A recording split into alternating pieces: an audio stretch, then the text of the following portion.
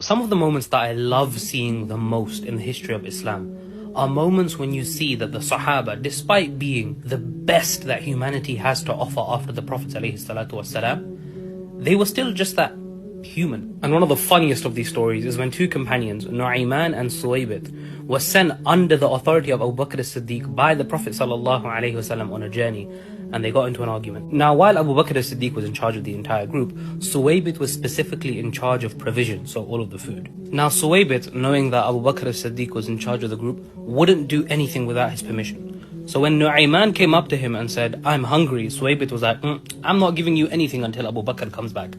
And that rubbed Nu'ayman radiallahu anhu the wrong way. So Nu'ayman radiallahu anhu is like, I bet.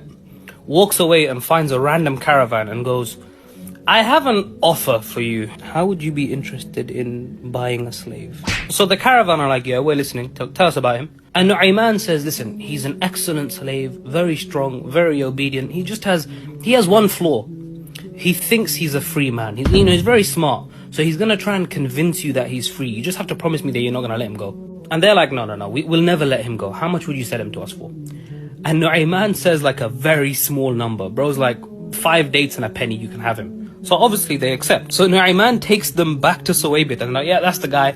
They pick him up and he's there screaming like, "I'm a free man, I'm a free man." And they're looking at Nu'ayman like, we know. And they drag him off. Now Abu Bakr as-Siddiq returns and just finds Nu'ayman munching on the food and Suwaybit nowhere to be seen. And he asks Nu'ayman, "Where is he?" To which he says, "I sold him. He should have given me the food." So Abu Bakr as-Siddiq goes running after the caravan, buys back Suwaybit, returns the money that they gave, and they go back and tell the Prophet ﷺ about it. And the Prophet ﷺ laughs about it for an entire year. Like anytime anyone would bring it up, he'd just break out into laughter. Moral of the story, if your friend doesn't give you his food, sell him.